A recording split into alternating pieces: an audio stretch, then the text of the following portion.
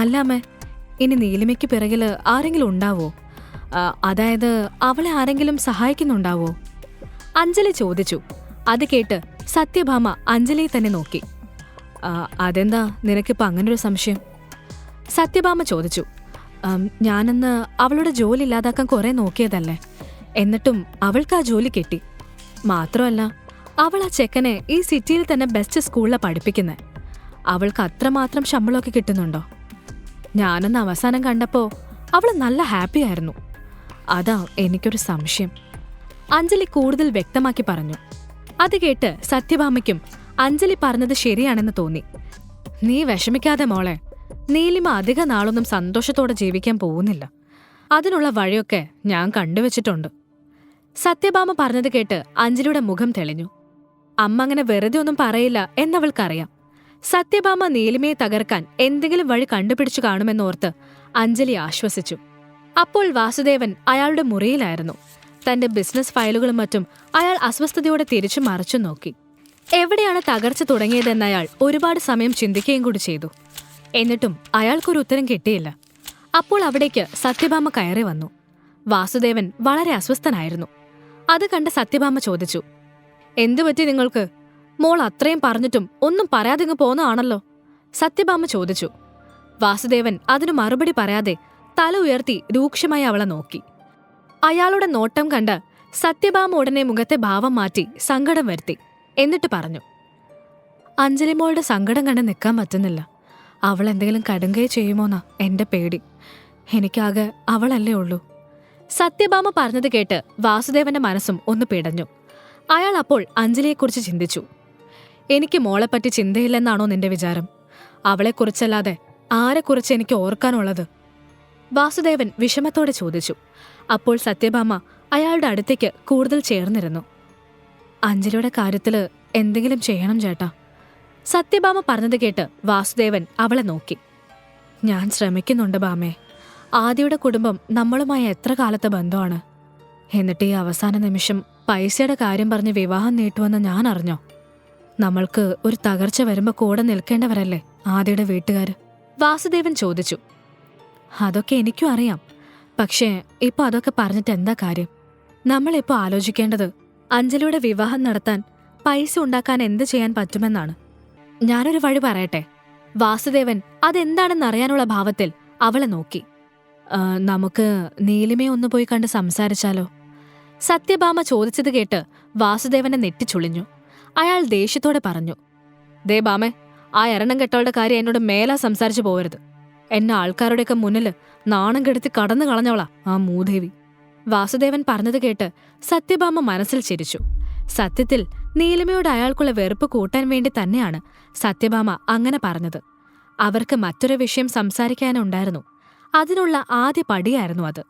വാസുദേവൻ അപ്പോൾ സത്യഭാമയെ നോക്കി. എന്നിട്ട് സംശയത്തോടെ ചോദിച്ചു, അല്ല, നമ്മള് പോയി സംസാരിച്ചാൽ തന്നെ അവളിനി സുധാകരനുമായുള്ള വിവാഹത്തിന് സമ്മതിക്കുമെന്ന് തോന്നുന്നുണ്ടോ? വെറുതെ ഇനി എനിക്ക് നാണം കെടാൻ വയ്യ. അയാൾ ചോദിച്ചത് കേട്ട സത്യഭാമ ഉടനെ വിഷയം അവതരിപ്പിച്ചു. ഞാനതിന് അവളെ ആ കിഴവനെ കൊണ്ട് കെട്ടിക്കുന്ന കാര്യമല്ല പറഞ്ഞു വന്നത്. വേറൊരു വഴി ഞാൻ കണ്ടിട്ടുണ്ട്. നമ്മളൊന്നും അറിയണ്ട.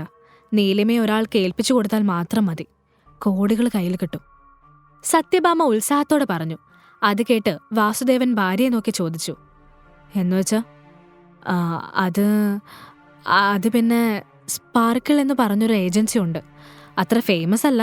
അവരാണ് നിഷ ക്ലബ്ബ് പോലത്തെ ഏരിയകളിൽ പെൺകുട്ടികൾ ഏർപ്പാട് ചെയ്യുന്നത്, ഈ ഡാൻസിനും മറ്റുമൊക്കെ.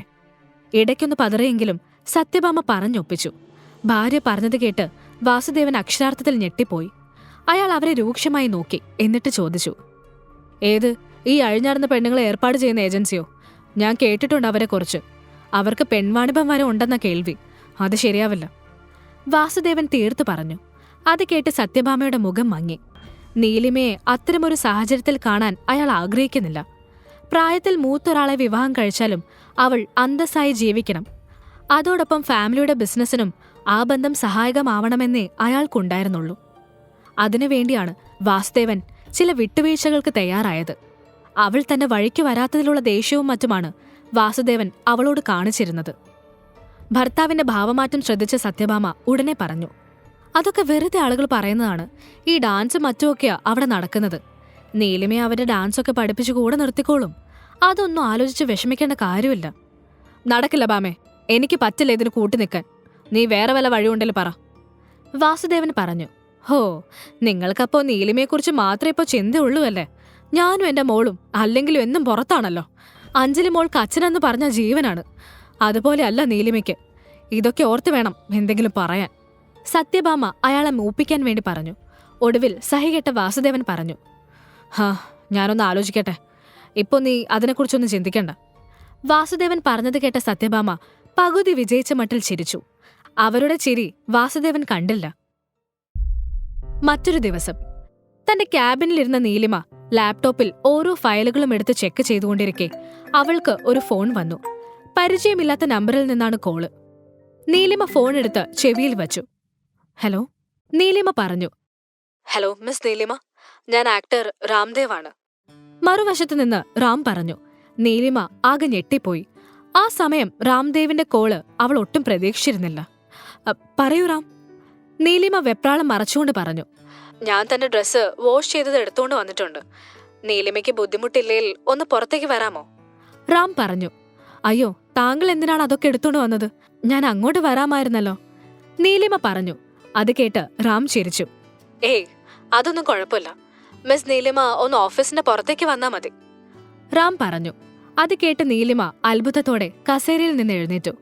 അല്ല രാംദേവ്, നിങ്ങൾ എനിക്ക് വേണ്ടി ഇങ്ങോട്ട് വരണ്ടേയിരുന്നില്ല. ബുദ്ധിമുട്ടായി കാണുമല്ലേ? നീലിമ ചോദിച്ചു. താനാ ക്യാബിൻ ഡോർ ഒന്ന് തുറന്നേ, ഞാനതിന് മുന്നിലുണ്ട്. രാംദേവ് പറഞ്ഞു. അപ്പോൾ നീലിമയ്ക്ക് ആകെ ഒരു ബുദ്ധിമുട്ട് തോന്നി. അയാൾ വളരെ ഫേമസ് ആക്ടറാണെന്ന് ഓഫീസിൽ എല്ലാവർക്കും അറിയാം. അവരെല്ലാം അയാൾ അവിടെ കണ്ടാൽ എന്തൊക്കെ ഗോസിപ്പുകൾ അടിച്ചിറക്കുമെന്നറിയില്ല. നീലിമ അങ്ങനെ ഓർത്ത് തരിച്ചു നിൽക്കെ ക്യാബിൻ ഡോറിൽ ആരോ മുട്ടുന്ന ശബ്ദം കേട്ടു. കമൻ, നീലിമ പറഞ്ഞു. അപ്പോൾ അകത്തേക്ക് രാംദേവ് കയറി വന്നു. അയാളൊരു ഡെലിവറി ബോയുടെ വേഷത്തിലായിരുന്നു വന്നത്. ഒറ്റ നോട്ടത്തിൽ അത് ആക്ടർ രാംദേവ് ആണെന്ന് മനസ്സിലാവില്ല. നീലിമയ്ക്ക് അയാളുടെ വേഷം കണ്ട് ആശ്വാസം തോന്നി. അയാൾ നീലിമയെ നോക്കി ചിരിച്ചു. നീലിമ, സർപ്രൈസ് ആയില്ലേ? രാംദേവ് അവളുടെ നോട്ടം കണ്ട് ചോദിച്ചു. ഇരിക്കൂ റാം, നീലിമ പറഞ്ഞു. ഇതാ തന്റെ ഡ്രസ്സ്. രാംദേവ് അവൾക്ക് നേരൊരു ഡ്രസ് പാക്കറ്റ് നീട്ടിക്കൊണ്ട് പറഞ്ഞു. അവൾ അത് വാങ്ങി. എന്നിട്ട് പറഞ്ഞു. മിസ്റ്റർ റാം, ഇവിടെ നിങ്ങൾ ആരെങ്കിലും തിരിച്ചറിഞ്ഞാൽ ആകെ സീനാവും. പെട്ടെന്ന് പോവാൻ നോക്ക്, അല്ലെങ്കിൽ നിങ്ങളുടെയും എന്റെയും ജോലിയെ വരാതെ ബാധിക്കും. നീലിമ വെപ്രാളത്തോട് പറഞ്ഞു. അത് കേട്ട് റാം ചിരിച്ചുകൊണ്ട് അവളെ നോക്കി. എന്നിട്ട് പറഞ്ഞു. എന്നെ എന്തായാലും ഈ വേഷത്തിൽ ആരും തിരിച്ചറിയാൻ പോകുന്നില്ല. താൻ അതോർത്ത് ടെൻഷനാവണ്ട. എന്തായാലും ഞാൻ ഇറങ്ങുമോ, പിന്നെ കാണാം. രാംദേവ് പറഞ്ഞു. താങ്ക്സ്, നീലിമ പിറകിൽ നിന്ന് പറഞ്ഞു. അത് കേട്ട് രാംദേവ് അവളെ തിരിഞ്ഞു നോക്കി പുഞ്ചിരിച്ചു. അപ്പോഴാണ് രാംദേവ് അറിയാതെ സാമലക്സുമായി കൂട്ടിയിടിക്കുന്നത്. രാംദേവ് ഇതൊന്നും ശ്രദ്ധിക്കാതെ ഉടനെ തന്നെ ഓഫീസിൽ നിന്നിറങ്ങി. സാമലക്സ് സംശയത്തോടെ അയാളെ നോക്കി നിന്നു. അത് കണ്ട ധ്യാൻ ചോദിച്ചു. എന്താ സാം, എന്തുപറ്റി? അല്ല, അത് ഈ കഥ തുടർന്ന് കേൾക്കുന്നതിനായി ഇപ്പോൾ തന്നെ പോക്കറ്റ് FM ആപ്പ് ഇൻസ്റ്റാൾ ചെയ്യൂ. Link in description.